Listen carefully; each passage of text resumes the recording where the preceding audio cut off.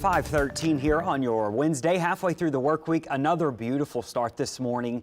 Before you open the door, you are going to be greeted, or I guess after you open the door, you are going to be greeted by the low humidity. Again, 60s away from the lake and 70s here in the metro. It's going to be a warm one again. We'll get up to around 90 degrees, but most of the day will be spent in the upper 80s.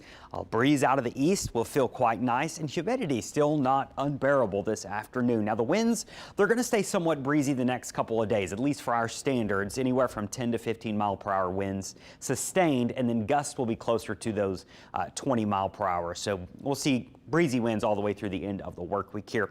We do desperately need the rain, and with our humidity remaining relatively low, we've got the stronger breeze today. Wildfire risk remains elevated, and that's why we got our burn ban. So no burning. Unfortunately, I think we're going to miss most of the rain today. There's a few showers out towards the barrier islands off the coast of Jackson County, but that is about it. The inland spots are dry, and for the most part, there's just not a lot of rain in the forecast the next couple of days. There will probably be 1 or 2 showers mixing in the rest of this week and into the weekend, but I just don't see any significant rain coming our way anytime soon. And we have been in a deficit for rain all the way back to parts of last year. So that's why we've got our big problems. We are not the only ones dealing with drought.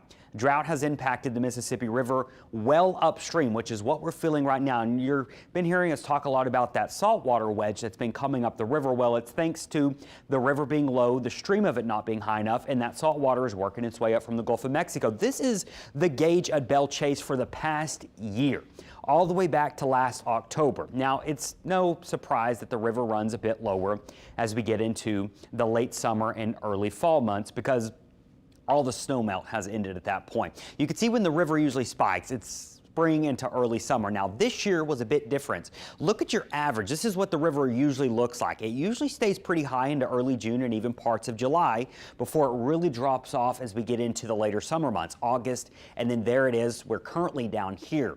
But you can see what it did this year. It dropped off much, much faster compared to the average. That is vastly, vastly different. So it's not that the river's been running low for a little while. It's been running low all summer long, and that's why that saltwater wedge has been more prominent this year, and that's why it's worked its way further up the river than what we've seen in quite a while. So definitely keeping an eye on this. Remember, the water from the river is not associated with what's happening down here. It's the watershed of the Mississippi, which is a big chunk of the U.S., of course, and they've been running in a drought in the upper Mississippi and Missouri River watershed, which has influenced what it's doing down here. So we've been in a drought. They've been in a drought up here. They are expecting some rain up here in the watershed, but it takes, of course, a couple weeks to even a month to get down here, and it may not be enough, but anything will help at this point. Out in the tropics, still busy. We've got 3 areas. The one closest to home is an area of low pressure that could develop here in a couple of days. It is associated with an old cold front and an upper level trough.